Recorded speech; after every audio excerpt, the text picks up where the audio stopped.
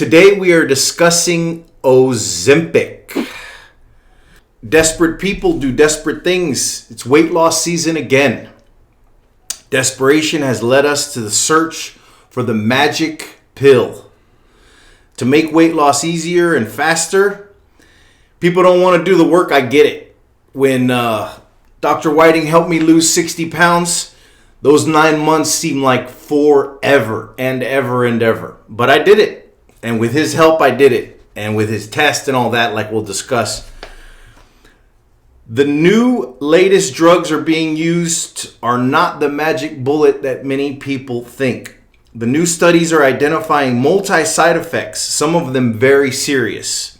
Let's talk about some of these possible problems, and then we'll talk about a better solution. And I think that's a great intro to you. Well, I've been in the weight loss, I prefer weight management business or industry for about 50 years. And during that time, I've learned a lot about what works and what doesn't work. First and foremost, no single weight loss program will be right for everyone because we're biochemically unique. And taking off on what you said earlier, desperate people do desperate things. People get very desperate to lose weight for whatever reason, and they'll do almost anything. And the latest round of weight loss drugs is evidence of that. Yeah. These drugs were developed for type 2 diabetes, designed to help diabetics lose weight and regulate blood sugar. And when people use these drugs who are not diabetic and who do not have an insulin resistance problem, the side effects seem to increase. So I've downloaded a little blurb that'll give you, I think, a best idea, and then we can talk about it. Why do people who don't have diabetes and increasingly take these drugs to lose weight, why do they have all this trouble? Well, the FDA, U.S. Food and Drug Administration, asked manufacturers of semaglutide drugs, that's the GLP-1, to include a warning in the medication label about the possible risk of intestinal damage. After receiving over 8,500 reports of the condition from both diabetic and mostly non-diabetic users. It gets worse. In a research letter published in JAMA, Journal of American Medical Association, scientists at the University of British Columbia provided additional data on the magnitude of those risks for people taking them purely for weight loss. They report that 4,700 people without diabetes taking some form of these drugs and 650 people taking an older, different combination of weight loss drugs. Those taking the new drugs, which includes all the ones that are in the news today. Wegovy, Trulicity, Victoza, and Ozempic. Yep. All drugs, by the way, that were meant for diabetes. And that's a different subject for a different day. Yeah. But people taking those drugs had a 9 times greater risk of pancreatitis. You don't want that. And 4 times higher risk of obstructed bowel disorder and gastroparesis, which is a slower emptying of the stomach into the intestines. And the most dismaying observation is that for many thousands of these people, once they stop taking the drug, the symptoms or the condition becomes chronic and it remains. And then in the news, you hear a lot about Ozempic Face. Isn't that just from losing weight that your face would sag? Mostly, yes. What this drug is doing is on several levels, but the main reason it's destroying your appetite. So you're not eating anything. So it's taking away your appetite? Yeah. Oh. Yeah, so you're not eating anything. Bingo, I lose weight. But you also generate starvation hormones. You also lose fat at an accelerated rate, a rate that is probably not very effective and nor very safe, because when you lose fat at that rate, you're also catabolizing proteins or lean muscle mass. And between the fat loss, which was too rapid for the body to adjust to, and the catabolization of soft tissues, you end up with a saggy face that looks about 10 years older or worse than it is. Yeah. And medicine's answer for that is, well, we'll just give you collagen injections. I don't think that to me sounds like a good idea. Yeah. But anyway. And then I even saw on the news, and many of you probably saw it too, that Jillian Michaels, and even though I don't personally agree with some of the stuff she says about weight loss and fitness, because of what I've known for being in this industry for over 20 years, she brought up a point of how Oprah has a financial interest in it. That's why Oprah now okayed and said, I lost all this weight by taking a weight loss drug. I don't even know how you would even comment on that. Well, it goes back to how you opened our discussion today. Desperate people do desperate things. Yeah. And Oprah, with all her success and all her wealth, has been fighting the battle of the bulge all her life. Yeah. All she her life. publicizes it. Yeah. And she's tried everything under the sun, she thinks, except a couple of things, which she should have tried. And so desperate people do desperate things. She's been taking this drug for quite some time, apparently. Yeah. And I don't know if she's experienced any side effects from it.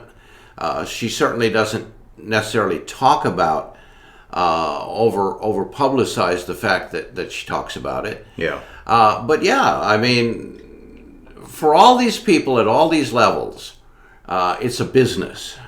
Yeah. And you can't fault her for saying, well, I didn't want to talk about taking that drug. Yeah. But on the other hand, putting it down and talking against it and then investing in it is a little cheeky, of course. But those things happen every day, unfortunately. Yeah, and in no way, is this video to be shaming anybody. If you really have a bad problem, no one would ever tell you what's right for you. You would have to know that would be a conversation between you and your doctor. But for the example of you bringing up all the side effects, and when you helped me lose 60 pounds, I took your test and we figured out that I was carb intolerant because of my genetics and my lifestyle. And that really helped you let me know what to do. And I had virtually no side effects because I used nutrition. So what if Oprah had a nutritionist like you, which I don't know why she doesn't, because with all that money, you'd think she would have tried nutrition first. Well, and I think she has, but I'm not so sure what it was. Yeah. So with all that being said, considering the list of side effects that we went over and even her acknowledging using this drug, what's the better way? Well, as I've mentioned in previous videos in this series on weight management, and as you experienced yourself, you've got to be on the right weight management program for your genetics and your body chemistry. Yeah. Otherwise, you're fighting an uphill battle. You're taking 2 steps forward and 1 back, and then 1 forward and 2 back, and at the end of a year, you're darn close to where you started. You're going to lose. And and you're going to get frustrated, you're going to get irritated, and you're going to quit. And you're going to gain 10 more pounds. Yeah. That's just the way the body metabolism works. So first and foremost, find out how your body metabolizes various foods. How do you do that? It's very, very simple. Go to Amazon.com. Type in my ebook, The Weight Management Revolution. If you're a Kindle member, it's free. If you're not a Kindle member, it's $10. Get the thing, take the test, and if you still don't quite understand it, call my office. And all that information will be below this video, by the way. That's step one. Step number two is we want to detoxify the body. Most of us are toxic as the devil.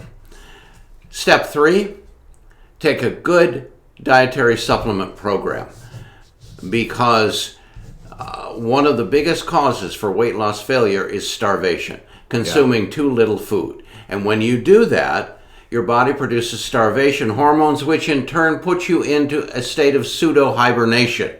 So your metabolism slows down to a screaming halt, and you're tired, and you're fatigued, and you're irritable, and you often quit.